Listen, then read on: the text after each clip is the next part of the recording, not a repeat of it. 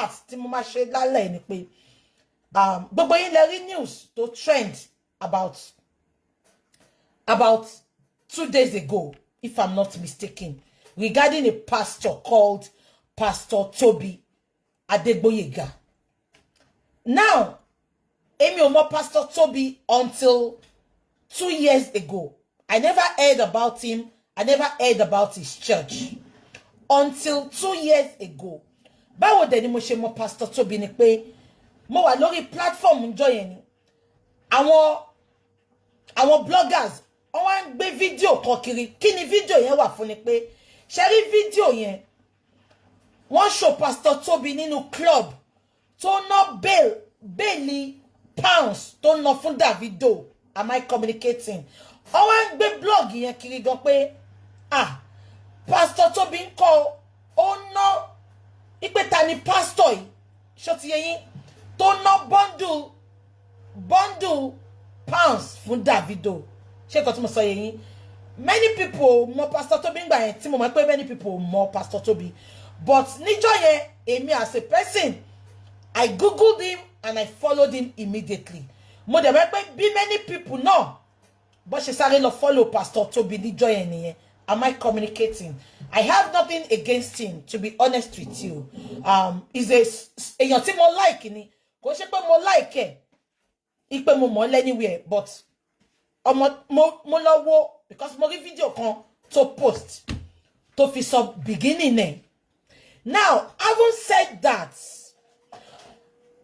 ìjẹta tó wá sọ pé wọ́n ń gbé Pastor Tobi lọ sílé. Ó ṣe mí láàánú gan. Ipe our Nigerians especially kì í ní empathy fún ara wa mọ́. Ṣé nǹkan tí mo sọ yé yín? Many of you mọ̀ Pastor Tobi rí. Rí. But just because flamboyant life òun ló upset many people. But many people iná tó ń sọ pé Ọlọ́run mú. Ṣé yọ̀rọ̀ Pastor Tobi? Mo fẹ́ kí many people ká fi kọ́gbọ́n ni. Àbí nǹkan tí mo sọ yé yín. Kò ń ṣe nǹkan tí mo fẹ́ sọ lálẹ́ nìyẹn. Ibi tí mo ti wá ń rí comments. Mo wá rí táwọn kan kọ síbẹ̀ pé so bí Pastor Tobi èèyàn kan sọ pé deportation order can be revoked. That is why I am bringing in. It's just debunking it. Ó ṣẹlẹ̀ lóòótọ́. But ipe wọ́n gbé lọ lé yẹn, that is not the bone of contention tonight. Ṣé nǹkan tí mo sọ yẹn? Èmi ò kí ń ka Naija blogs. Ṣó yé yín? Nǹkan tó ti mú pépà ìlú yìí tó ti gbé ó ṣẹlẹ̀ lóòótọ́. Kò ń ṣe gbígbé yẹn mo fẹ́ sọ̀rọ̀ nípa ilé ni. Ṣé ń gbọ́ mi? Educational chat mo fẹ́ sọ náà nípa ọ̀rọ̀ kan tó ṣẹlẹ̀ sí Pastor Tobi, because ìgbà táwọn èèyàn comment, àwọn kan comment síbẹ̀ pé ṣé ń gbọ́ wọ́n ní hello sister Moyo ó ní black bonnet. Àwọn kan comment ìgbà tó sọ pé ó máa gbé lọlé pé ṣé ń gbọ́ mi pé wọ́n sọ pé so bí Pastor Tobi ṣe lówó tó kò níwèé láti joy, kò lè regularize ìwé ẹ̀. Ibẹ̀ yẹn òun ló mú mi tí mo fẹ́ sọ̀rọ̀ nípa immigration system ìlú ìlálẹ̀. Mi ìdẹ̀lẹ̀ dá sọ bó tẹ̀ jẹ́ pé mo máa fi tèmi ṣe example díẹ̀. Mo máa gbé my intelligent sister wọlé nsìn. Ṣó ti yín tí wọ́n ka kíní yẹn tó yé wọn tó dẹ̀ máa jẹ́ kí many people náà kó understand there. Ṣé nǹkan tí mo sọ yé yín? We are not condemning Pastor Tobi tonight because èmi tí mo wọ ìlú yìí náà ṣé ń gbọ́ mi. Bàbá mi ò bí mi sí ìlú yìí. Ìyá mi ò bí mi sí ìlú yìí. Greener pasture ló gbé mi dé ìlú yìí. Along the line ni mo fi níwèé. 99% ẹni tó bá ti bí sí ìlú yìí. Nǹkan tó ṣẹlẹ̀ sí Pastor Tobi ó lè ṣẹlẹ̀ sí. Ọ̀tá mi máa yọ̀ mí nígbà tí mo bá ṣubú. Ilẹ̀ ló yọ̀ mí máa dìde. Mi ìwálé ní láti wá support àbí condemn Pastor Tobi. Immigration system ìlú yìí la fẹ́ discuss tó dẹ̀ pertain mọ́ Pastor Tobi Am I communicating? Because immigration system in many people, especially Nigerians, all people living back home knows is to read and attack you, to read and condemn you, to read and drag you, without reading, without having an atom of knowledge. They are not knowledgeable at all. All they want to do on social media is to attack, and attack. Am I communication? Owo ni nkan kan ṣe pẹ̀lú immigration status anybody. Now, without lie ma fi pọ̀lọpọ̀lọ péjọ, I will be bringing in my sister tonight. She's well read, she's intelligent. I have a lot of lovely, intelligent people around me. So I'll be bringing in my sister tonight. She's gonna be telling us more about the immigration system of this country. Am I communicating? So then we take it up from there. I will ask some questions. So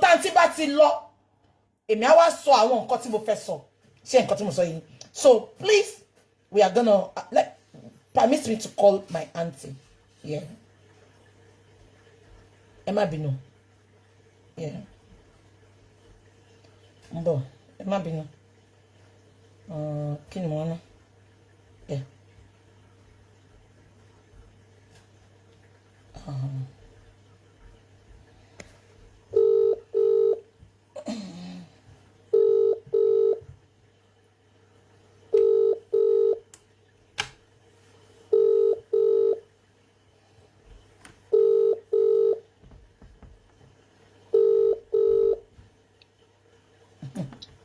Hello, ma. Hello, man. Good evening, ma. Ekalema. Hello, BJ Shewa. Mo, okay, ma. Quickly, I'm on live chat, please. I don't know if you are free to talk now. Oh, ma. Okay, just a quick one. Yeah, that's fine. Yeah. I'm sorry, ma, to disturb you. Okay. Something happened about 2 days ago, and I know you are well read, you are intelligent, so I believe in your judgment and whatever you tell me. But I want to confirm Lenny Koyemi Dada. And many people, but I'm talking about Pastor Tobi tonight. Yes, ma'am. Oh, okay. Yeah. My chat is not to castigate Pastor Tobi, but just to enlighten our Nigerians, because Pastor Tobi many people were like, bó ṣe lówó tó kò níwèé nílùú láti 20 years tó ti dé lùí. And I can feel Pastor Tobi where he's coming from, because èmi náà ti wà no situation yẹn rí, because money won't be missing lùí. Èmi náà wá sí lùí for greener pasture ni. Kí má dá yín dúró mà. Ẹ jọ̀ọ́ mà nípa nǹkan tó ṣẹlẹ̀ sí Pastor Tobi, because many people, they are following the Nigeria blogs. But mo mọ̀ pé dàbí Telegram àbí nǹkan kan gbé mi báyìí. Ẹ jọ̀ọ́ mà ṣẹlẹ̀ bá wa tàn mọ́lẹ̀ díẹ̀ sí mà. Please, ma. Because ko really hear me now, they hear many people. Okay. They are mocking him, they are, doing a lot of things. Mama, into one system and you have gone through this immigration system before. As in, you know what they do. Okay. Sherry, Pastor Tobi's issue. It's just unfortunate that he's going through this, and a lot of people, like you said, won't really understand. Especially those that are not living in the UK, or they have not been through the system, immigration system within the UK. They might not understand. It's two different issues. I know that people are thinking that Pastor Tobi's issue is probably related to fraud. Fraud issue is a separate issue. Immigration issue is a separate issue. Like you said, one way or the other, we've been through the system. BCB. Hey, get.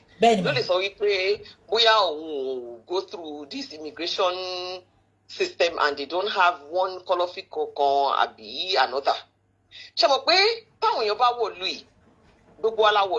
Through different means. Channel. Channel. I understand. Now me visa no ba wole. Visa as in visiting visa. And when me spouse visa no ba wole. And when me bóyá iṣẹ́ ló gbé wọn wọlé, ṣé understand? Benma. So ká má fọ̀rọ̀ gùn. Pastor Tobi's issue, tẹ́ bá follow ẹ̀, from right onset. It's been going on for over 5 years, or immigration. But a lot of people, they probably didn't follow that aspect of him. They're following the aspect of the issue to Nikbelu Church. I don't know him personally, and I'm not here to judge him.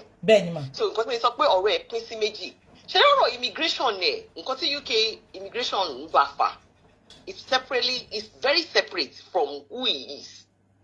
Okay. UK immigration won't claim I'm not going to give date or timing. But like you said, the information is out there. And you seek information, and you look at UK blog, and look at UK newspaper, and I get the key core information. But most of the Nigerian blogs, yes, they get the information probably from the UK newspaper or blogs, but they will give their own narratives. They're not doing it to educate Nigerians. They're doing it to tell the story of Pastor Tobi. So EBT issue kekere one here. But to actually go back into immigration issue, Pastor Tobi came in as a visitor, was in UK. Then he was still single. Overstay visa. Say for example, one need 6-month visa as a visitor, was in UK. After 6 months in here, he started working as a porter, as a kitchen porter somewhere. Then he formed this church. In the process, this INC expire. UK immigration new rules one. Even okay, it's overstay 2 years, 3 years. Under G. Àwọn èèyàn ń lò wò ní ìwé fi ṣiṣẹ́. Àwọn èèyàn ń lo fake ìwé fi ṣiṣẹ́ ní gbogbo time tí Pastor Tobi wọlé tó ń ṣiṣẹ́ ẹ̀ lọ. But visa is expire.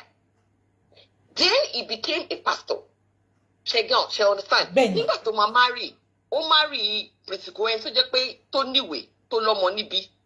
But Cherry story tó wá jáde ní 2 days ago àbí 3 days ago is the case of tribunal. Kọ́tọ́ gbé on the tribunal, long process ni o. He must have gone through Home Office, he must have reapplied, he must have done so many things kọ́tọ́ dé ibi tribunal. Although Home Office tribunal náà ni, nǹkan tí UK government ń sọ fún, bóyá ó níwèé o, bóyá ó rówó sorry, bóyá ó jẹ́ multi-billionaire, bóyá ó jẹ́ thousandaire, kó jẹ́ pé òun gangan ló ní gbogbo Buckingham Palace. Check it. Law is law, òfin is òfin. Rules are rules. UK ò lè bend the rule for anybody. So mistake táwọn èèyàn ṣe nìyẹn pé bó ṣe lówó tó kò níwèé.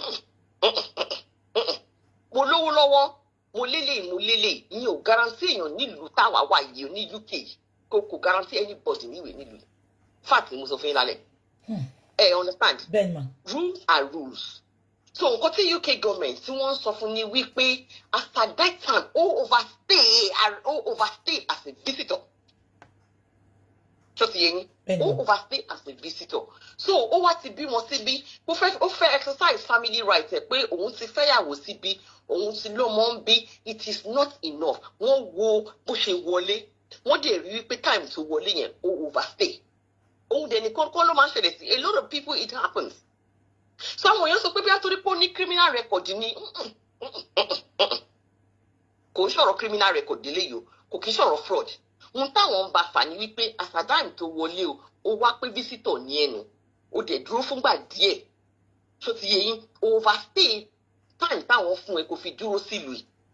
In the process ó marry òótọ́ ni wọ́n agree ó lọ́mọ òótọ́ ni ó dẹ̀ ti wá wà nílùú yìí for a period of time òótọ́ ni.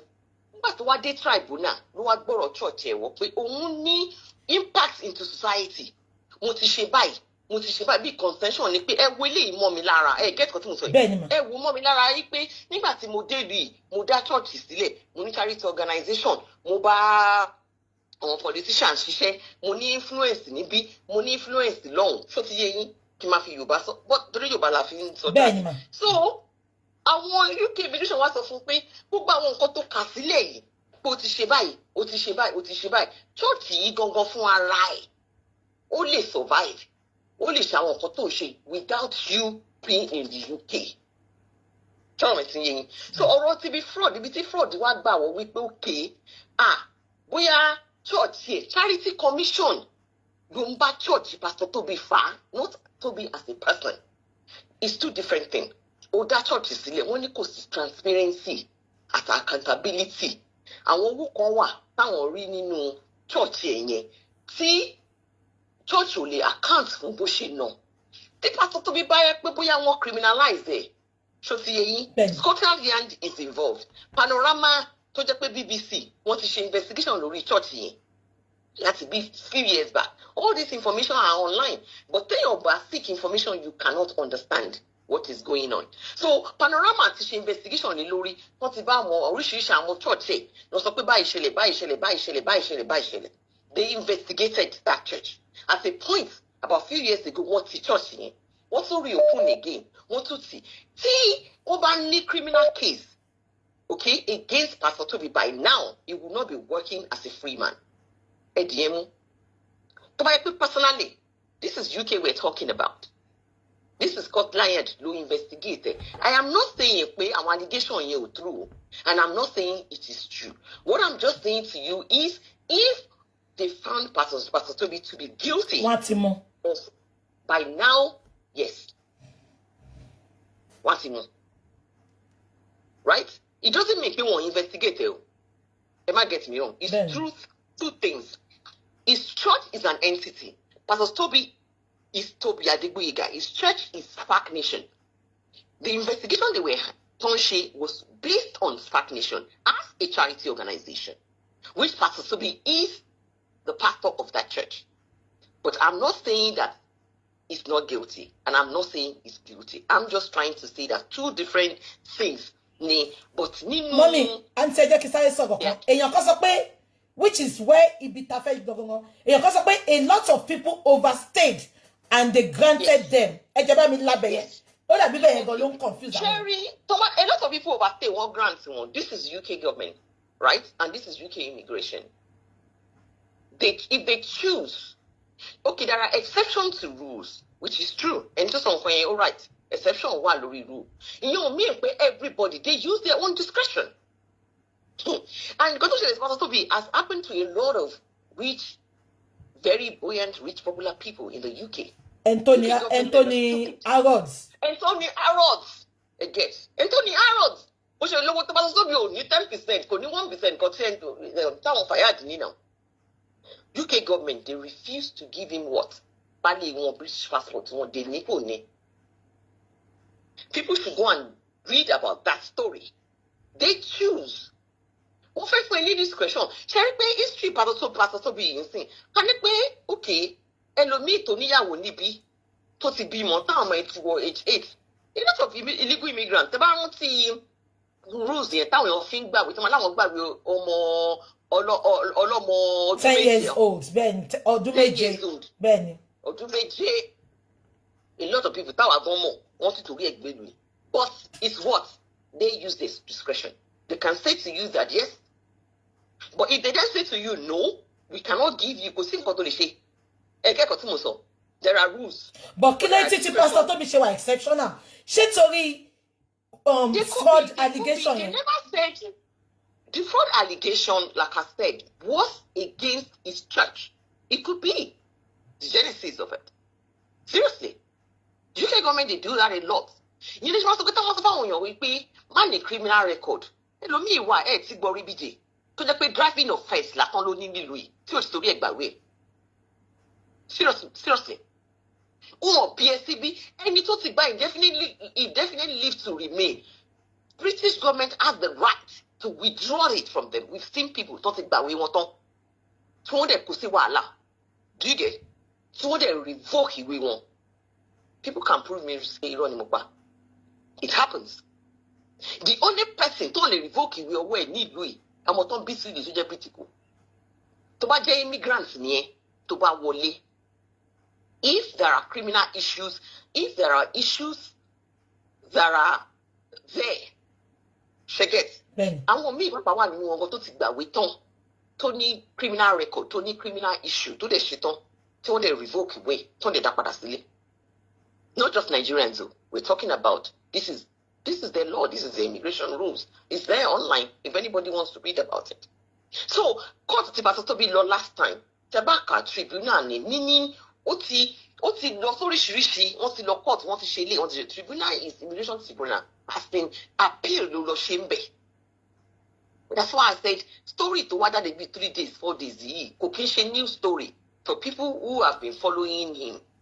He went for an appeal, and the appeal was appeal tó ń gbé wọlé ni wípé ẹ wo gbogbo nǹkan tí mo ti ṣe sílùú yìí, ẹ wo mọ́ mi lára, ṣẹ́gẹ̀t. Ó ti ṣe family exercise, tẹ́ bá rí nínú appeal yẹn, tẹ́ bá lọ ká dáadáa. The appeal wasn't even based around his family or his marriage. Ẹ lọ ká dáadáa. When they send the link, wo bí appeal yẹn lọ. Appeal yẹn lọ about his work within the community. Ó mean pé ó ti fẹ́ exercise right tìyàwó kò lọ. Ó fẹ́ exercise right tọmọ wọn fún. Lọ ṣe wá gbé ti pé iṣẹ́ tí mò ń ṣe rèé. Mò ń rehabilitate àwọn ọmọ, mò ń ṣe lè, mò ń ṣe tọ̀hún. I did this, political influence ẹ̀. Wọ́n sọ̀rọ̀ Downing Street ń bẹ̀. Wọ́n sọ̀rọ̀ àwọn Tory. Ṣètìgẹ́t tó ń bá ṣe kò ń ṣe labour. Àwọn Tory tó ń bá ṣe, wọ́n sọ̀rọ̀ wọn bẹ̀. As in his relationship with them. But immigration tribunal sọ wípé àwọn nǹkan tó kó wá yóò wà enough. And they have the right to say so. Ṣètìgẹ́t. Ibẹ̀ ni ọ̀rọ̀ yẹn ti wá jáde wípé church ẹ̀ wá investigated by committee, the charity commission. Charity commission sọ wípé there is about 1.8 million something pounds that they could not, kò sí transparency, kò sí accountability for those money. Ṣètìrí ẹ ti dìbò sí for that church yẹn. And yes, it could be the reason. It could be part of the reason. Because he went to the tribunal to say moshele, and they're saying that church can actually continue. That mission can continue without you being here. You're going back. And rule over state to she, nígbà tó ti wọlé 2000 and something. Nothing borrow Igbo. Not me. Elomi they present the same case. Ṣètìgẹ́t kí wọ́n fún ní concession yẹn kọ́ ro tọmọ ọmọ lára kan ẹlòmíì dẹ̀ lè present it. So many Nigerians, I don't want to start mentioning names, very popular socialite Nigerians that they ended up going back home. Nítorí pé story Pastor Tobi jẹ́ pé okay, maybe he's been very like online, he's very like, I feel a better way. A lot of people know him to be flamboyant, to be this, to be that. Get. So that was why this story spread in here. But a lot of people have actually gone through the same. The British government, they have the right to say, yes, you did not follow the rule. Okay. You broke the rule. And said there can be insima. So, yeah. Tribunal today in sin. Can it still make another appeal? Or that is the height? Yes. Yes. According to my own research and speaking to people who really knows about immigration rule, what they're saying is it can actually request for an appeal by the tribunal. The tribunal, different tribunal is probably the highest within the immigration themselves. Then the lawyers have to gain request for another appeal. It's up to them to accept or not to accept. Oh, so the Home Office have the right to say, we are not accepting any appeal again. They have to. They can do that. Then they have to put their own basis. Tribunal and the IS. Koto de tribunal, otilo sele you. Appeal orishi do the tribunal. But it doesn't mean pay Otushile request for another appeal within the tribunal. But then it's up to them. But if you read the story from UK mainstream newspaper and UK blogs, they're not very specific about the previous application name. They're not. So meaning he has been through several applications. Over exercise the marriage, over exercise children. The family, no, they didn't. Family because what he lost in there. Yes, exactly. What he past stage here. Straight tribunal, tribunal report here. Tribunal so we pay. So we pay. Valuable to the society. Our contribution. Kò sọ̀rọ̀ ń pa tìyàwó, kò sọ̀rọ̀ nípa tọmọ. Ó mi pé gbogbo bẹ̀ yẹn ni wọ́n ti refuse ẹ̀. Tó ti yé yín. Wọ́n lè ṣètò wá fẹ́ exercise right that okay, his contribution to the society, his contribution to where he Auntie me dúró because à ń dín pẹ̀lú àwọn tí ó wà intelligent náà. Èèyàn kan sọ pé ó sì lè appeal tó bá lọ sí European court. What do you mean by European court? Because ṣebí lè lọ auntie ṣebí tá bá ìwà lọ́dà EU ló lè lọ sí yẹn àbáṣe lè lọ. Sherry immigration, Sherry. Tó bá jẹ́ pé bóyá tó bá ka story Pastor Tobi, that's why I say that story Pastor Tobi ò wá as a refugee. Kò wá wípé bóyá wọ́n lé òun ní Nàìjíríà. Get. Bẹ́ẹ̀ni. Àwọn tó sọ European law, yes, they might be right in some way. That ẹni tó jẹ́ wípé ó sìn, ẹ jẹ́ kí n wò like a popular, okay, ká wo a popular politician from Nigeria tó jẹ́ pé òkè wàhálà kan ṣẹlẹ̀ ló wá. Bó ṣe pé gba visitor wa o, ó wá as a refugee. Ṣé o pé recently wọ́n sọ story kan sí pé Bukky ó lọ jà dúró níbì kan. Bẹ́ẹ̀ni. Kí n kàn lo example. Ṣé o pé bó ṣe wọlé yàtọ̀? Èso lọ jà dúró tó kúrò náà sákúrò tó lọ jà dúró. Bẹ́ẹ̀ni. Ẹni tó wá as a visitor. Ẹ gbọ́ mi dáadáa o. Ṣe bí ara rọ̀ nílé ló wá as a visitor. Wọ́n ò dé proof wọn àti kò sí evidence níta pé ó go through part pé ó jà dúró. Part ọlọ́mọ àti oníyàwó la gbọ́ pé ìgbìtì kò ló fẹ́. Ẹ bá ka report yẹn dáadáa. Bẹ́ẹ̀ni. Get. Bẹ́ẹ̀ni. So ṣé ẹni tó ṣe pastor mi tó wà comfortable? Ìgbò náà lè lọ ní Nàìjíríà. Kí ló ń lé ní Nàìjíríà? Àwọn wo ló fẹ́ pa tó máa sọ pé òun lè padà síbẹ̀? He said it himself now. Only tó máa léèyàn níbi kan bìkan lèèyàn máa lọ ẹ lọ wo fídíò ẹ̀ now. He's a very intelligent guy. He's not stupid. So àwọn tó sọ European, yes. In some instances within immigration, yes. But you have to look at everybody, each person, social application. Circumstances wọn yàtọ̀ náà. Gbogbo wa lè máa apply fún ìwé ọlọ́dún méje, a lè máa apply fún ìwé ọlọ́dún mẹ́jọ, ọlọ́dún mẹ́wàá. But different circumstances, application kankan ni gbogbo wa ń ṣe. But circumstance oníkálukú fi application yẹn ọ̀tọ̀ọ̀tọ̀ ni. Ẹlòmíì marriage ló fi gbàwé náà. Àǹtí mi, ẹ jẹ́ kí n sáré sọ kankan. Èèyàn kan sọ pé ṣaṣọ ìpọ́ mọ́ ẹni because àwọn tí ò wà intelligent ló sọ̀rọ̀ yẹn. Ó ní because the fact pé ó bí ọmọ British pé ó jẹ́ kí UK government kó fún. Ẹ jẹ́ bá mi là, ẹ bá mi yànnà náà fún wọn. That is not true. Ṣé wọn ò gbọ́ rí báwọn tó bímọ síbi tán gbé wọn lọ lé ni? Ṣé yóò gbọ́ rí ni? Wọ́n bá àwọn èèyàn lọlé tó bímọ síbi. Tọ́wọ́ bá bí ẹ sí ìlú yìí, kò ní kó jẹ́ pé bí ẹ̀rọ fi sọlẹ̀ síbí. There are different rules tí UK immigration tó lè fi kanta ẹ̀ pé àwọn ò fẹ́ nílùú àwọn. Táwọn ọmọ ẹ bá dàgbà. Ẹ̀rọ ti pé ìyàwó ẹ̀ wà ń bí o, ẹni tá à ń sọ yìí. Ìyàwó ẹ̀ wà ń bí báyìí náà. Ṣé ìyàwó ẹ̀ ò sì ń bí ni? Ṣé wọn ọmọ ni? Ṣé wọn ò rí kà pé Brit kò níyàwó ẹ̀? Brit kò lè jẹ́, ó lè má jẹ́ Brit kò by birth, ó lè jẹ́ Brit kò by naturalization, but they have not disclosed how. But it was said that the wife, a British person, no marry her. Is that not enough to grant it? Tobi is not stupid. He's not a stupid guy. They must have.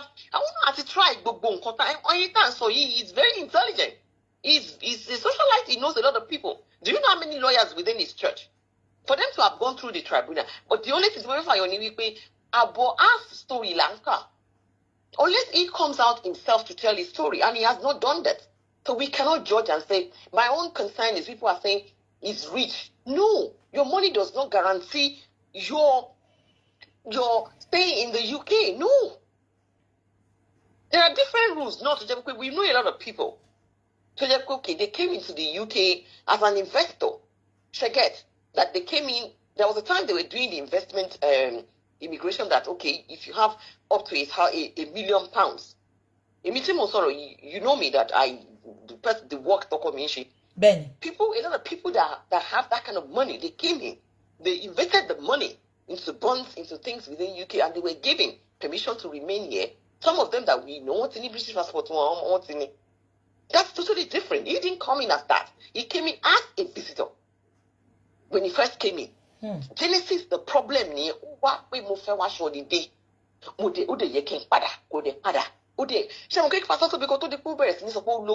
He was go and read the story. He started from scratch. He was living with his cousin because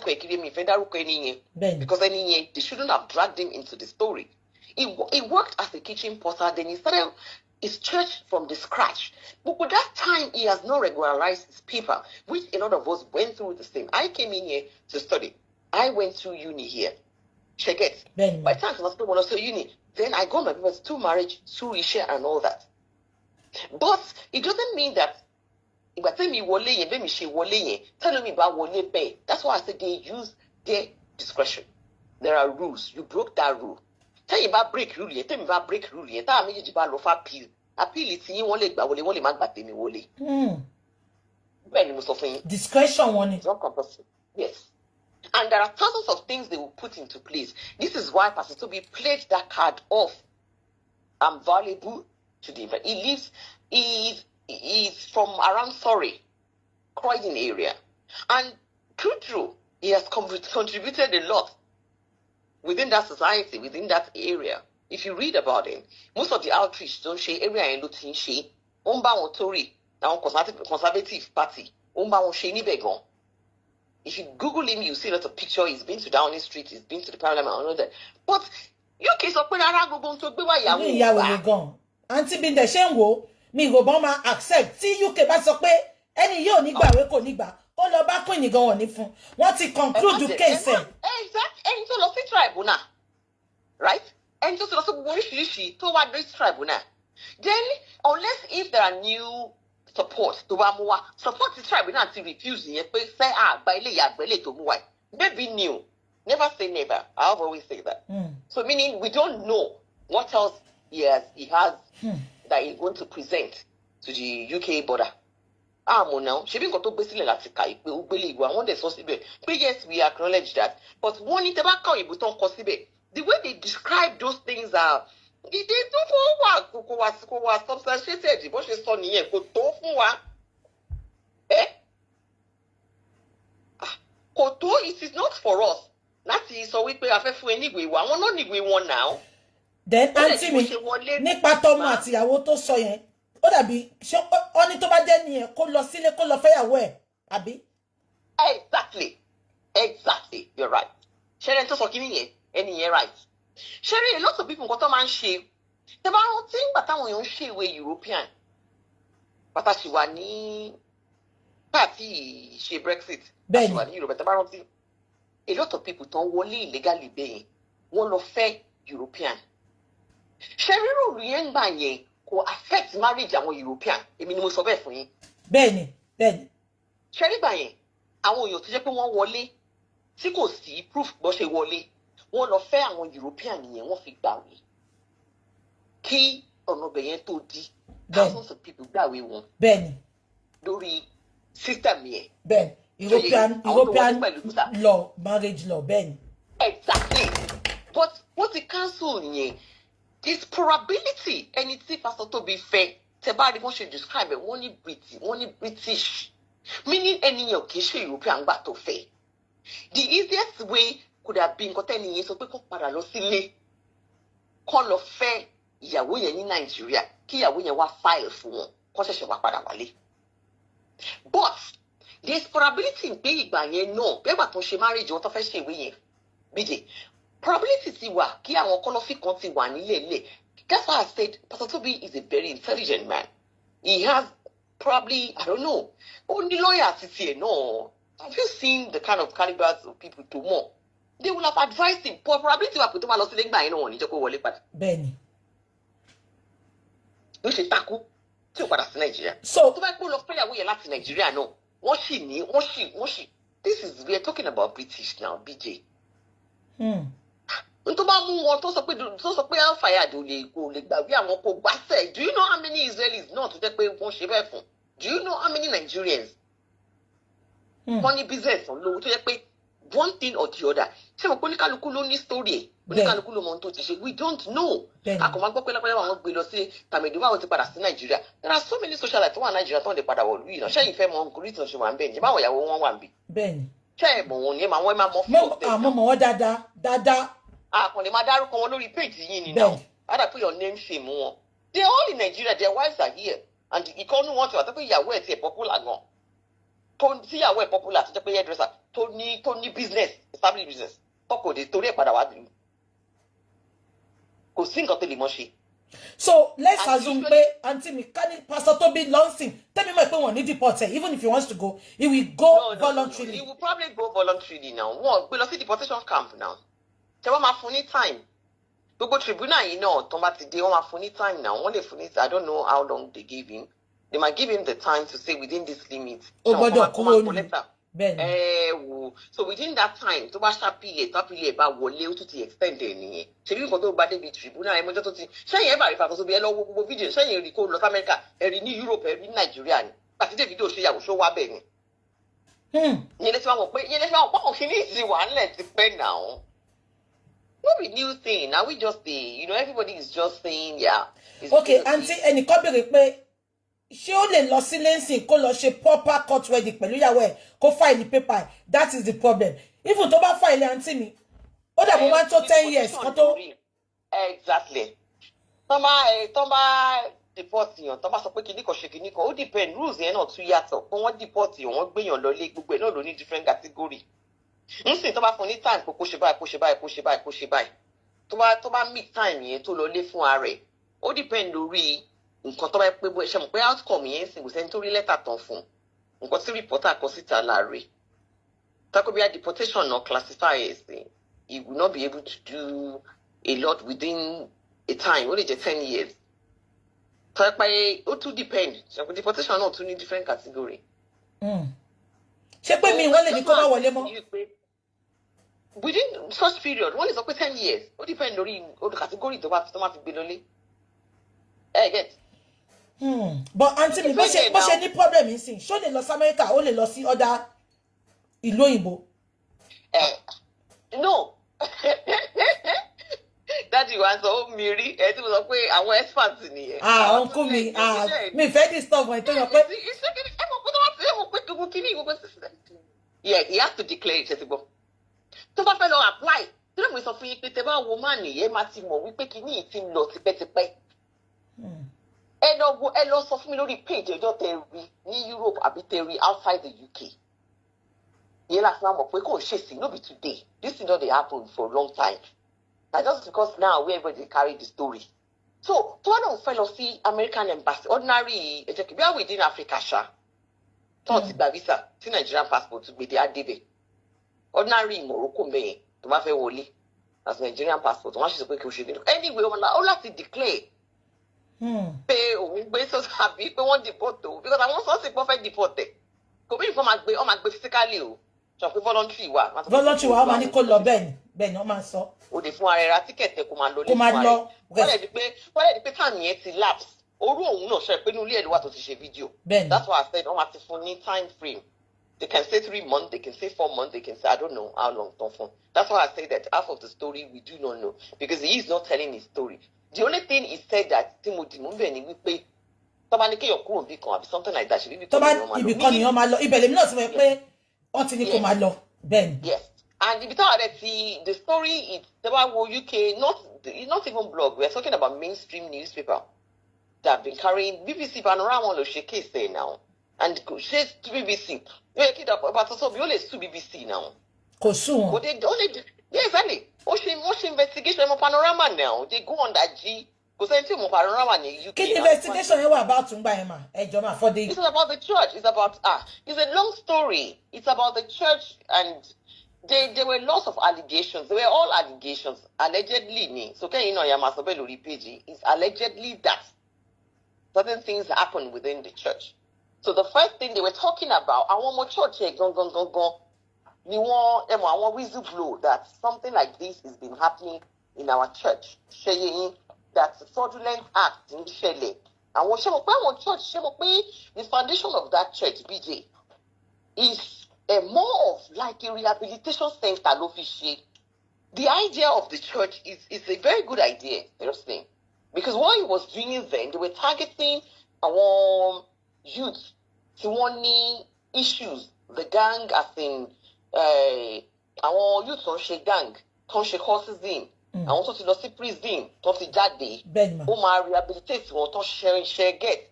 One was the church here, or one accepts one retrain one support one if you want to see different program. I want to on drugs, I want to beton good Southeast here. So it was actually focusing on that. It's a very good idea. But what BBC Panorama saw then, there were few allegations. They were talking about financial misconduct, no, that he was using these kids. These kids were being used to fund the church.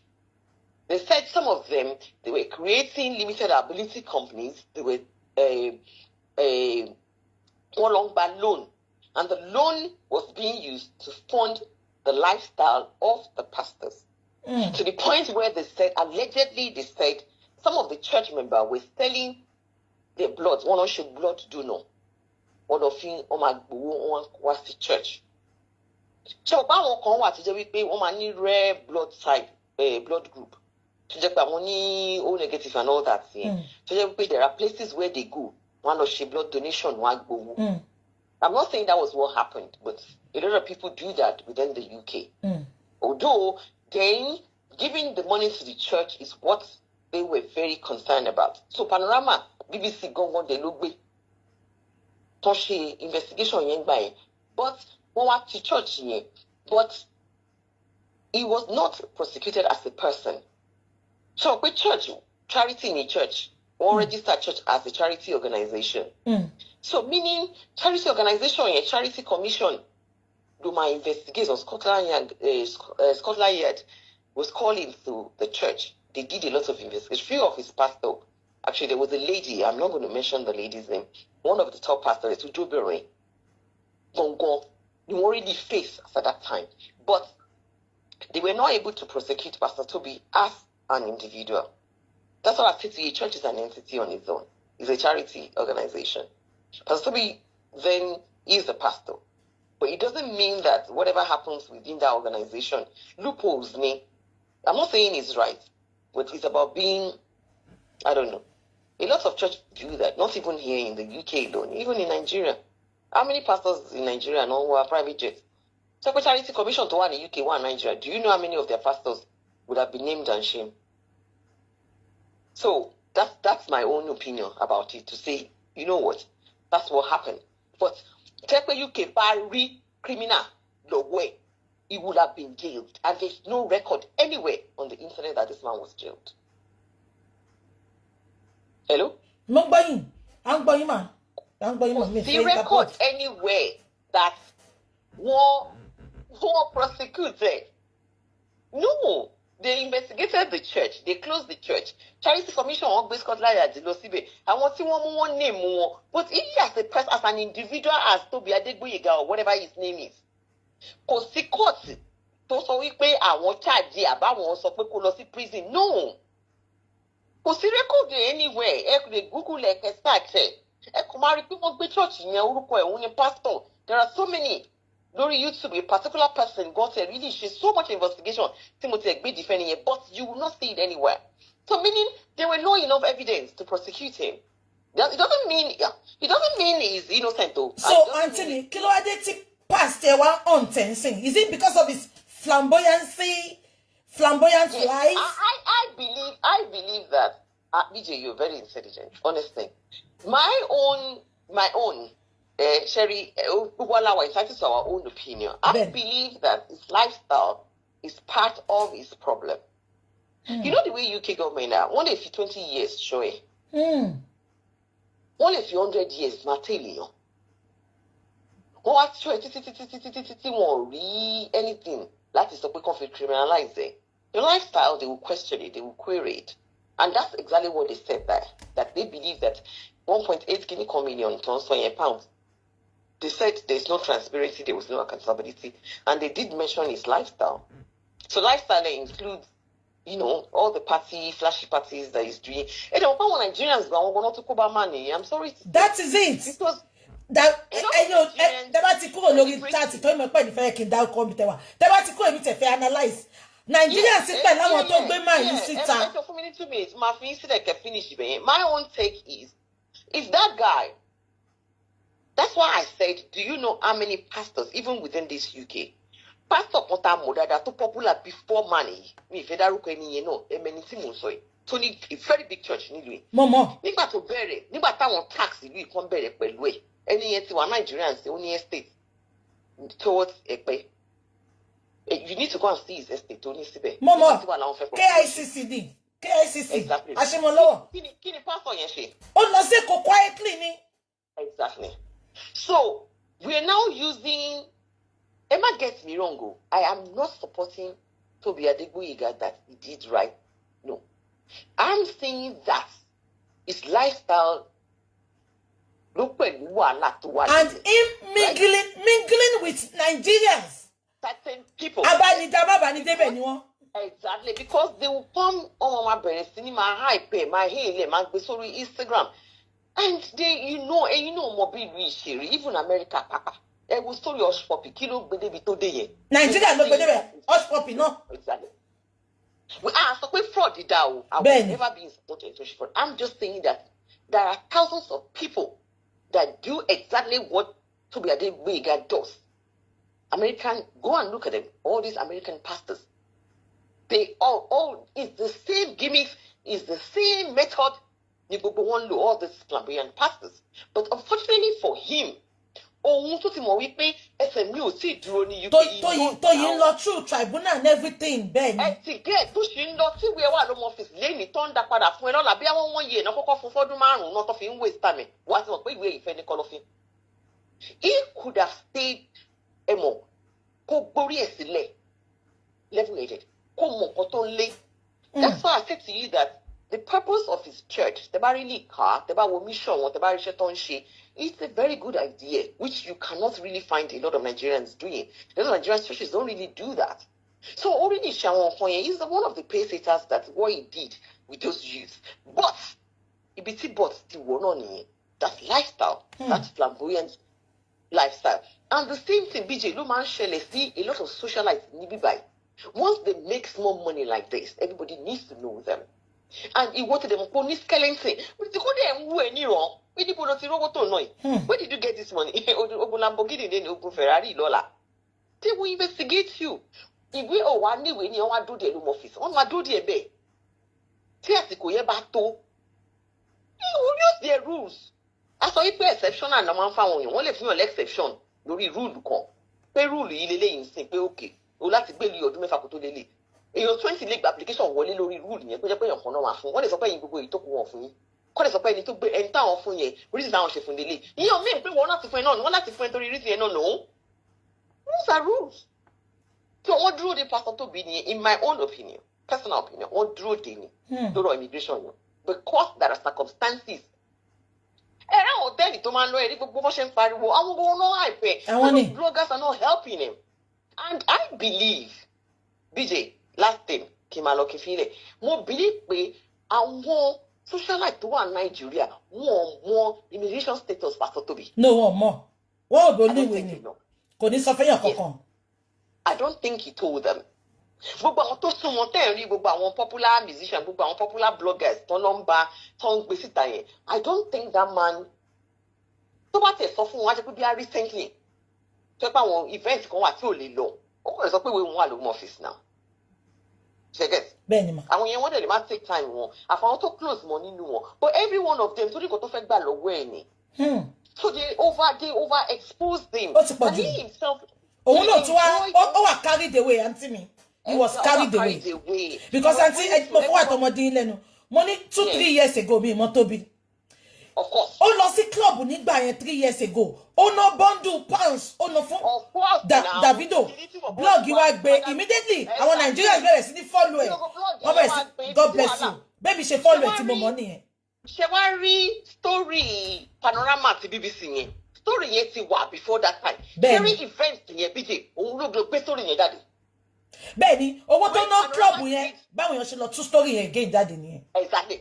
Wọ́n wá bẹ̀rẹ̀ sí ní gbé story tí mo sọ pé panorama ṣe investigation BBC ṣe investigation yẹn wọ́n ti ṣe investigation yẹn before that event tẹ̀sán yẹn ṣé ní moment event yẹn ṣe táwọn onítàlẹ́ lè pastor ni wọ́n wá gbé story yẹn gbogbo blog UK gan ló gbé that is when they started monitoring him more as at that time Terry I'm very sure that case immigration yẹn ti wà nílẹ̀ that's why I said to you that kó tó dé tribunal tó lọ nílé tó lọ yìí case yẹn á ti probably to 4-5 years. Because last result ní tribunal yẹn ṣẹgẹt tribunal ṣe nǹkan tó yàn máa lọ lọ́la ìwé ẹ̀rọ lè lọ ó sì kọ́ dìbò for bí 2 years wọ́n ti kọ́kọ́ bá fà kó fa tọmọ kó fa tìyàwó kó fa ti marriage kó fa gbogbo ẹ̀ wọ́n tó wá gbé lọ. So àwọn yẹn ò help ẹ̀ but lesson learned like you said I think it's just to create the awareness about we Nigerians have seen, see me, notice me, or die. A lot of time it's counterproductive for us, seriously. Because if you're still waiting for your way, or you're still waiting, or you work, there are certain places that you will work, there are certain business that you will do, there are certain things that you're expecting from this government that the last thing you want to do is to live that kind of a lifestyle. Only pastors, American pastors, they live like that. Private jet, don't get me wrong. But circumstances to barre, in my own opinion, it should not have been living like that. Benima. Because if it's your way, 1.8 million ye, to support one church, Nibolo. So you cannot account for it, and you're living this lifestyle, and you're a pastor. You made a look that. Can you make a launch? I'm Pastor Tobi, to be fair, cryptocurrency launching. I don't know whether people know. Yeah, that's what he does. It's into crypto. So, and they see lots of money. I'm not saying people and me, it's not for me to judge. I'm just saying that if you really know him very well, he's a very intelligent business guy. He does crypto, and so a lot of money is into crypto. So apart from borrow church or no church, it's just unfortunate that it's lifestyle to choose the lower hunte. Hunte, kidigoni, hunte. And àwọn àgbákò tó kó mọ́ra, àgbákò ní Nigerians.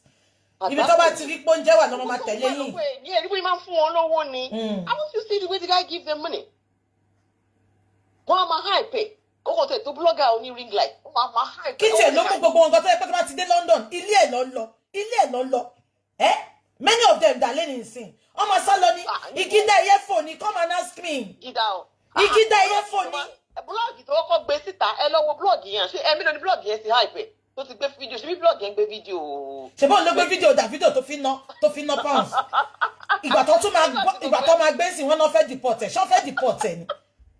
No. That is Nigerians for you. Wọ́n fẹ́ dì, ṣe bí ilé ẹ̀ ló ti ṣe fídíò. Ẹ̀kọ́ là ń fi gbogbo kinní ìkọ́ra wa o. Wọ́n láwọn fẹ́ fẹ́ deport ẹ̀, deportation camp, èyí náà mọ̀ náà máa gbé lọ. Èmi ṣé ìgbà tó fẹ́ deportation camp lọ gbé mi lọ náà. Àwọn illiterate bí star blog lọ́mọ máa sọ nonsense. Ṣé pé ló búkú ní gbogbo wọn kọjá Nàìjíríà ni. Láti bí tribunal yẹn náà máa ti gbé sẹ́yìn Black Maria. Wọ́n máa ti gbé sí mọ́tò ọlọ́pàá. Wọ́n á lọ gbé sí ibi immigration camp. From there, àwọn ẹbí ẹ̀ máa kówé wá fún ni. But no, I don't think that is his case. His case is okay. He will go and he will go voluntarily. And Ọlọ́run nìkan ló lè ṣàánú bó ṣe wà yẹn. Ọlọ́run nìkan. Because it's a pity. Me ní parọ́. I think you said it. We have to learn as Nigerians, honestly. Our lifestyle, a lot of them, like you said, man, 50 people, the lifestyle won't look one day. Lifestyle one now. Satira man, toto bede ko le ni. Exactly. Satira man, no more salawe. Oh no, ni we lo se ni ko ma lole. We are aware now. Yahweh, she has a very good business. Monica Nisha now. She Monica, British Monica now. But Satira man had to go back home. Yes. A lot of people, because we talk about Tobi nìkan ló ti ṣẹlẹ̀ sí, it has happened to. But because it's Tobi ṣe wà obviously buying pay is flamboyant life. Then Nigerians they can hype. Shall DaddyFreeze pẹ̀lẹ́ tó kó bá Pastor Tobi. DaddyFreeze nyama only ring light is solo. Simo, that part of it. Wọ́n máa pé ago Pastor Tobi fún ẹ lágbo yìí. Pastor Tobi kí ló máa ń ṣe yín Nigerians náà olórí burúkú elébi dẹ̀ ní gbogbo wọn ibi tó ti ń jẹ lọ́mọ̀ Pastor Tobi sì tó bá gbedele àǹtí mi owó tó bá kó lọ tó bá gbà tán lọ́wọ́ ẹ̀ wọn ò ní dẹ́yìn lẹ́yìn ẹ lọ bèrè lọ́wọ́ ìyá Àjàyí ìyá àdúrà ìyá Àjàyí ìyá oníyà ìyá yẹn gbogbo owó tó kó lọlé wọ́n fẹ́ gbà tán ṣó ṣe charity mọ̀ sí ṣó gbowó fún wọn tó bá jẹ yín irun Nàìjíríà àbí àǹtí ẹ máa lọ torí mo ti fẹ́ change gbogbo ẹ̀ sí. Thank you gbogbo ọ̀sọ̀ thank you àti ìmọ̀ gbé yín wá because as a doctor I need àwọn kọ̀kọ̀ tàbí ti fẹ́ gbé yín wá fún. Thank you for always being there for me. My love to my uncle. Mo mọ̀ pé uncle gangan ló yẹ kí n gbé wá sí bíbá torí àwọn gan ni immigration ṣùgbọ́n màá fi uncle lẹ̀ torí uncle ò fẹ́ wà láǹtí wọn uncle lè máa sọ̀rọ̀ díẹ̀ ní àbí gbọ́ nǹkan tó ń sọ. Ever me come thank you, my God bless you, my yes, ma. Ẹ jẹ́ ká wá fàájà ká lọ sí violence nsìn. Mo ti ṣọmọ dáadáa látàárọ̀. Ṣé ẹ ní dúpẹ́ lọ́wọ́ mi ní gbogbo information tí mo wá fún yín. Òun ló wá fẹ́ gbé mi wá sọ̀rọ̀ ẹ̀ lálẹ́ yìí. Ṣé ń gbọ́ mi? ṣẹ́rí nǹkan tó ṣẹlẹ̀ sí Pastor Tobi kò sẹ́ni tí ò ti ṣẹlẹ̀ sí kò sí nǹkan tó jó rírì many àwọn tó wà London tẹ́ bá gbọ́ big boys of London gbogbo àwọn tí wà sí òtí kìkìkìkìkìkì tó rí bá ti ṣe gbogbo wọn ló ti go through nǹkan tí Pastor Tobi go through yìí gbogbo wọn ló ti bímọ British tó ti fẹ́yàwó British inú wọn ni sátírà máa nà ọmọ sàlàwẹ̀ alẹ́jì ni o Mr. Akim Adetoro náà bí ṣe gbọ́ alẹ́jì nìyẹn o ẹ má mú lẹ́tà wá o gbogbo wọn bẹ́ẹ̀ yẹn ní London wọ́n padà lọlé ni gbogbo wọn ló ní ọmọ British. Now that is not the bone of contention. The bone of contention gangan wá ni pé abẹ́ gbọ́ mi Múyìwá Akíngbadé bó ṣe wáyé kò sí continent tí ò ti lọ láti gbàwé ó bímọ British ó fẹ́yàwó British wọn ò fóun náà ni so tí Pastor Tobi is not a big deal tó wà pẹ̀lú mi fún Pastor Tobi ni pé orin bàbá rà kan sọ pé táyé bá ń yẹ ni ká máa ṣọ́ra tí ìgbà bá ń yẹ ènìyàn ká ṣe pẹ̀lẹ́ o ayé ò fẹ́ ká máa níláárí ènìyàn ò fẹ́ ká máa yọ ayọ̀jú àmọ́ tọ́lọ́run ò bá padà lẹ́yìn ẹni àkàṣà ìmáa yọ táyé bá ń yẹ wá ká máa ṣọ́ra abẹ́gbọ̀n problem Pastor Tobi ni pé Pastor Tobi ti ń lọ solo láti joy at all Sister Bisi Pastor Tobi ti wà on a solo level mo sọ fún pé èmi as a person mi mọ Pastor Tobi until 3 years ago wọ́n lọ sí club ẹ má gbàgbé pé gbogbo kíní ti wà ńlẹ̀ àwọn tó mọ̀ o but èmi ò mọ̀ wọ́n not until gbà tó lọ sí club tó bẹ̀rẹ̀ sí nínú bill pounds fún Davido àwọn blogs in Nigeria gbé ngbà yẹn bó ṣe gbé èmi as a person ìjọ yẹn ni mo follow ẹ̀ mo dẹ̀ lè ka many of àwọn yẹ̀yẹ́ bìtì àwọn olè tó wà Naija náà tó follow ẹ̀ ìjọ yẹn ó wá di pé tí gbogbo wọn bá ń bọ̀ wọ́n ń bọ̀ nílé Tobi mo rẹ̀ tó ti wá bàbá òbé gan wọ́n tì wọ́n lórí wíṣẹ̀ délé Tobi ni kí ló lọ ṣe lé Tobi ìgbà tá bá gbọ́ voice note èyí tó lọ bá Tobi ní Nigeria house tó sọ pé òun níṣẹ́ tó fẹ́ fóun tí mo bèrè pé ṣé Tobi ní job center ni abẹ́gbọ́n mi wọ́n wá polongo bọ̀bọ́ ìsíta DaddyFreeze ni #1 tó ti Pastor Tobi débi tó dé ọbẹ̀ Elégùṣì gbogbo wọn ló wá tọrọ perfume lágbọ́nú voice note Akíṣíkù gbogbo wọn ó ṣe birthday kan ní last year gbogbo ọba mo ṣọ́ pé Tobi ló sanwó tíkẹ́ẹ̀tì gbogbo wọn dà lẹ́ni gbogbo yẹ fi eléyìí kọ́gbọ́n ni Naija máa tì yín débi wọ́n á tì yín débi kòtò wọn ní bá yín wá solution sọ̀rọ̀ ayé yín am I communicating tó bá yẹ pé Tobi kò accept gbogbo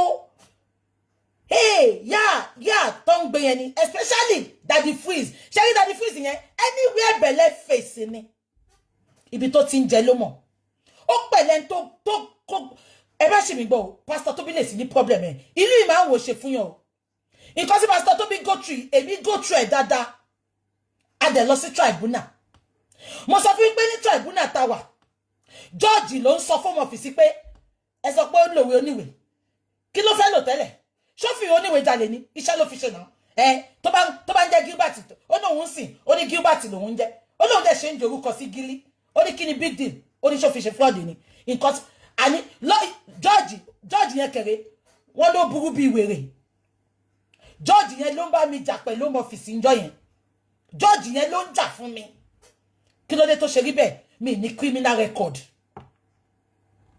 mo lòwe oníwèé lóòótọ́ iṣẹ́ ni mo ṣe mi fi jalè mi fi lọ ṣe fraud ṣé nǹkan tí mo sọ yé yín George yẹn ó dẹ̀ fún ọmọ ọ́fíìsì ó fún wọn ní 7 days ó ní kí ìwé mi tẹ̀ mí lọ́wọ́ ó ní tí ìwé mi ò bá tẹ̀ mí lọ́wọ́ ó ní wọ́n á tún sanwó fún mi pẹ̀lú ìwé mi yẹn 5th day ni lọ́ọ̀yà mi pè mí pọ́ ti fún mi ìwé am I communicating ẹ mẹ́gbàgbé mo ti níwèé tẹ́lẹ̀ pẹ̀lú European Union route olórí buku ṣẹ́rí mistake ti Pastor Tobi kọ́kọ́ bẹ̀rẹ̀ ó lọ gbé iṣẹ́ fún Nigerian lawyer ẹ má bínú ẹni Nigerian lawyers tẹ́ ń wò mí kò ṣe gbogbo wọn ló mọṣẹ́ o Nigerian lawyers wọn kì í kàwé wọn kì í empower ara wọn ọkọ̀ máa gbé kùgbàǹtì ọ máa jókòó sínú ọ́fíìsì ni tí mo ti rí pé Nigerian lawyer ní Pastor Tobi lògàn mo ti rò pé problem ti wà a ní lawyer kan ní Manchester ní ìmọ̀ London o lawyer yẹn kọ́ pààyàn gan tó bá dé court ó máa win case yẹn Ọlọ́run gbà fún lawyer ni ìgbà tí mo ti mọ̀ pé tí mo ti rí pé Nigerian lawyer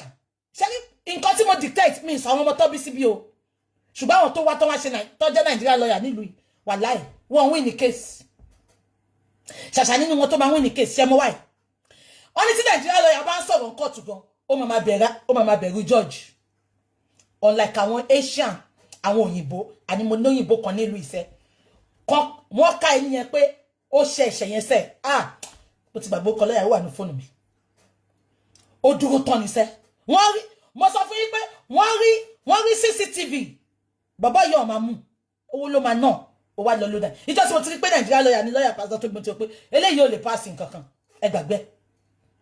Now having said that mi ní pásítọ̀ tó mi ò ṣẹ̀ṣẹ̀ tó ṣẹ̀ o but wọ́n lè fojú àánú wò tó bá tún máa slap UK government wọ́n ní ẹlẹ́fọ́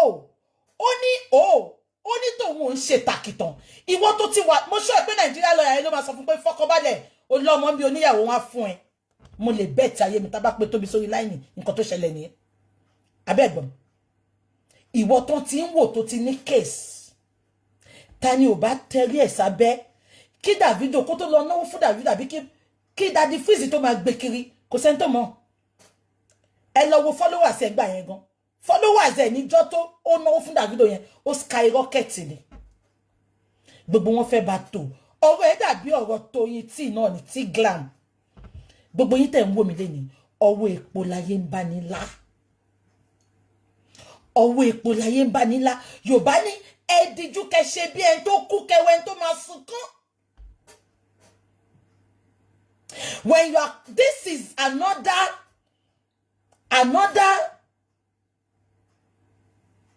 ẹ̀kọ́ fún many of our yẹ̀yẹ́ British àtàwọn olówó. You are always coming online for social media validation. Social media validation jọ pé ó máa ṣàkóbá fún ẹ lọ́jọ́ iwájú. Am I communicating? Bí pásítọ̀ tó bí fún ẹni ọlá ní báàgì wọ́n á gbé sórí internet. Bó fún ìyàwó Davido ní báàgì á gbé sórí internet. Bó fún Davido ní diamond wọ́n á gbé sórí internet. Ìwọ tán ti ń wò tán ti ń ṣọ́. Mo fi tèmi ṣe example fún yín sẹ́. Àní George yẹn ló face immigration. Lọ́yà mi kàn ń wò bí ẹni tó jò pamọ́ lé ni. Tí immigration bá tún ka kíní kan under the constituency of kíní kan constituency. She has no right to stay. Wọ́n ka gbogbo ẹ̀ báyìí home office. Àwọn ló burú jù láyé. Home office. Mo ní alpha yìí di ẹni tó ní Harrods. Dè ní ìkòsíbi tó gbé wọn lọ. Wọ́n ò fún. Wọ́n rìn ní ìwé fún ni. Ẹ Google Harrods. Ó wọ́n invest sílùú ìní. Tó bá ti pé sorry pípa sọ Tóbi tẹ́wọ́ wà yẹn. Mi fẹ́ mọ́ lọ́yà tó fẹ́ gbà bó ṣe wà yẹn mọ́. Wọ́n ti conclude ọ̀rọ̀ ẹ̀. Advice tèmi kò ní fún Pastor Tobi. Pastor Tobi, sórí gbogbo àwọn tó kó mọ́ra yẹn. Má sọ pé lówó kan tó fẹ́ lọ invest sínú Nàìjíríà o. Má lọ Ghana. Bó ṣe wà yẹn, tó bá gbowó, tó bá milk to the last. Wọ́n ní fẹ́lẹ̀ lọ bèrè lọ́wọ́ ìyá àdúrà. Pastor Tobi, this is coming from the place of love. Because you are somebody me personally I like. I don't know you. But mo rí bó ṣe máa ń ṣètọrẹ àánú bó tẹ̀ jẹ́ pé owó mi mo ṣe owó tó ṣe. Orí platform DaddyFreeze, ó ti ṣe give away 20 million rí. Tó empower 1 billion níjọ́ náà. Mélòó àwọn celebrity yẹn náà. Èyí tó pè ní Nani Davido, ó ti kówó fún yẹn náà lóríṣiríṣi. Kòkú foundation ó kówó fún. Àwọn dà lé ní just because of social media validation. Ẹ wo bí tẹ́ bá gbára yín dé. Ẹ wo bí tá bára wa dé.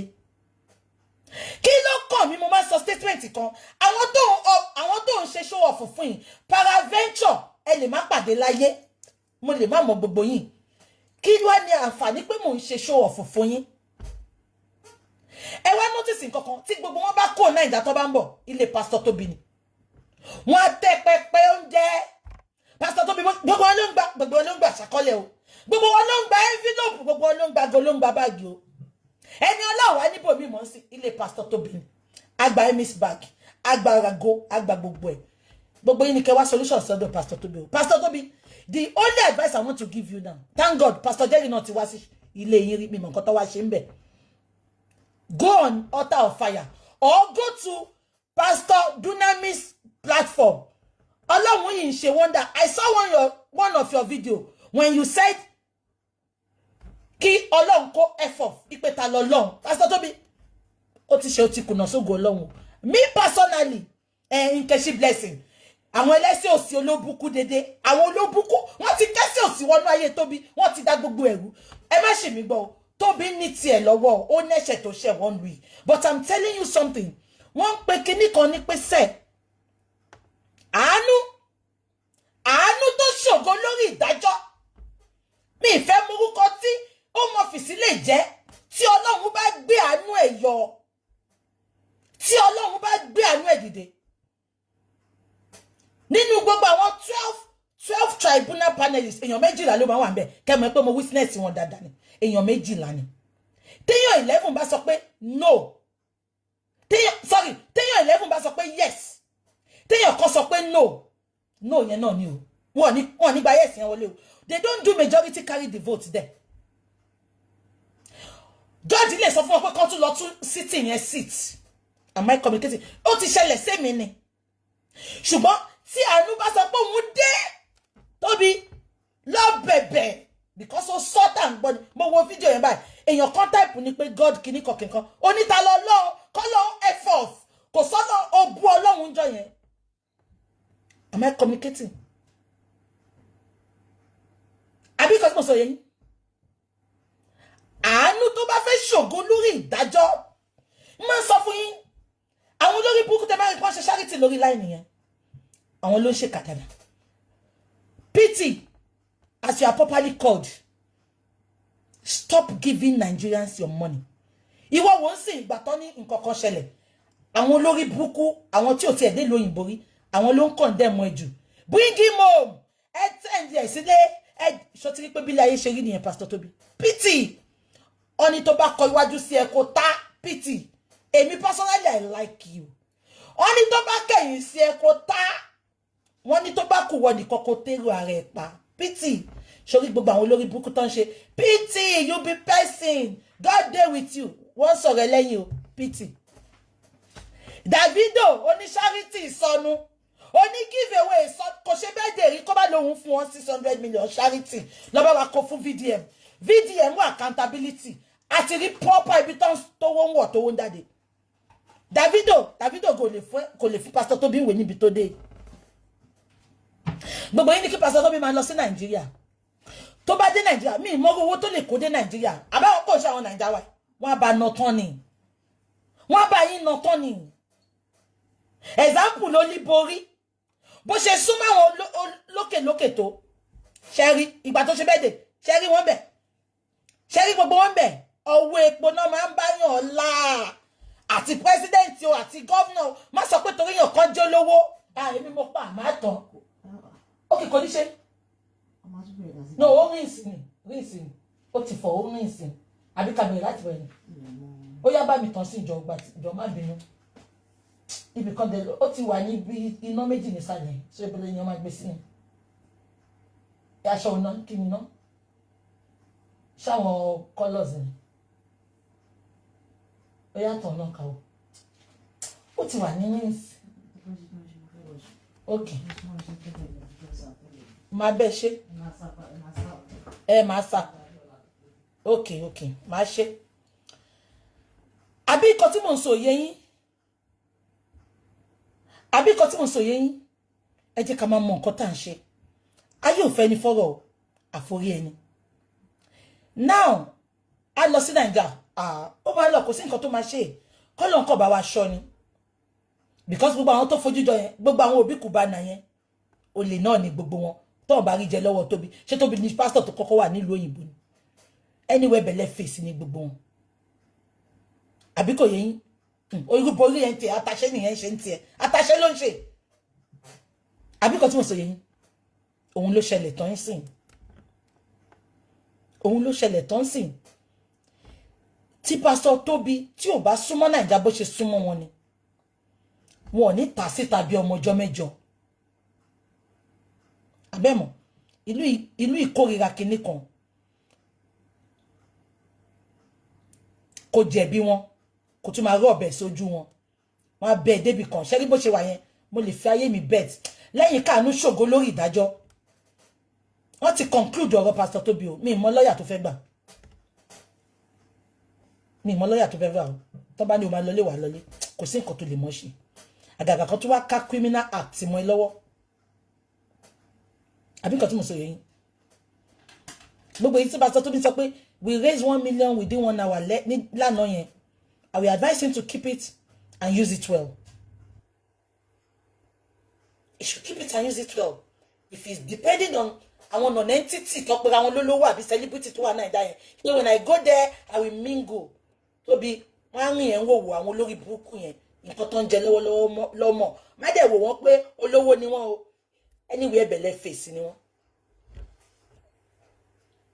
oníṣòro ẹ̀ sì ó dágbàgbé lè bu ẹ̀ ni mi ìròbí kankan ni wọ́n pè ẹ́ pé jẹ́ ká ṣàwẹ́ jẹ́ ká ṣe báyìí Pastor Tobi, it has happened to me before.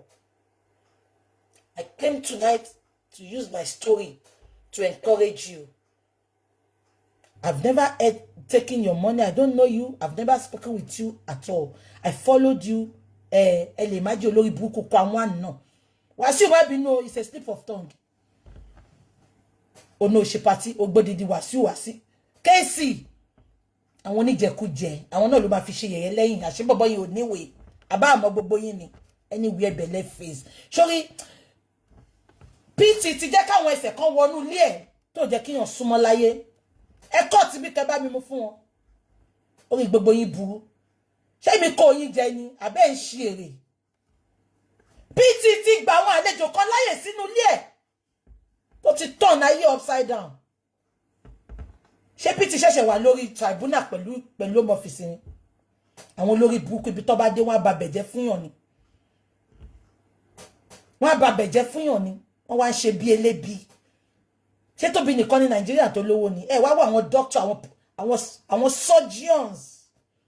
Ẹ fẹ́ rí ilé wọn ni. Bọ́ wọn ní fàyín mọ́ra. Ó pè wọn kọ́ bóyìnbó ṣe.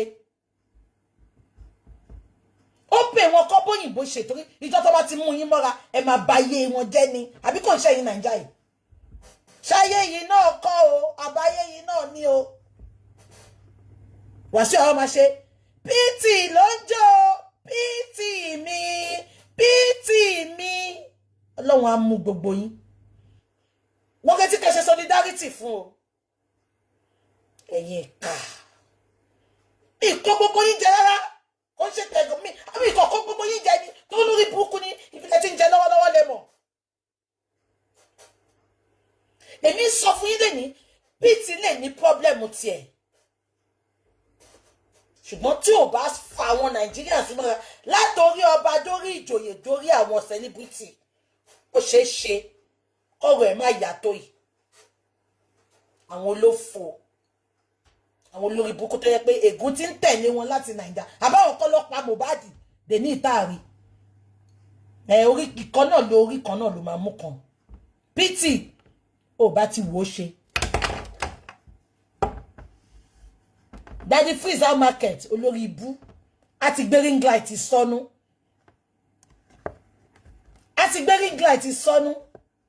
ó pẹ̀lẹ́ tó kó bá Pastor Tobi tó bá ń lọ tó ń bọ̀ báyìí Pastor Tobi gave my wife Katia Pastor Tobi gave my wife 30 million wristwatch Pastor Tobi gave Chioma 30,000 pounds bag ibẹ̀ dà lédè mo rántí club kan tó wọn àti Davido lọ́gbẹ̀yìn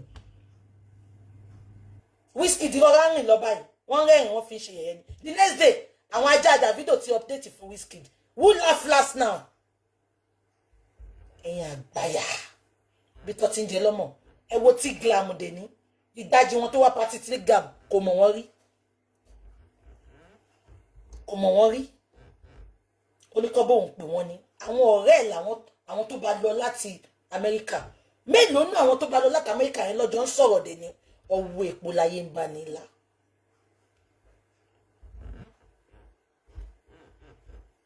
Tó bá rí tán pariwo ẹ̀ yéé ha yéé Ah, ṣó fẹ́ gbọ́.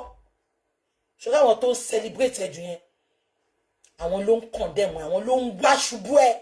I am telling you today. Be careful. Social media can make you, and social media can break you.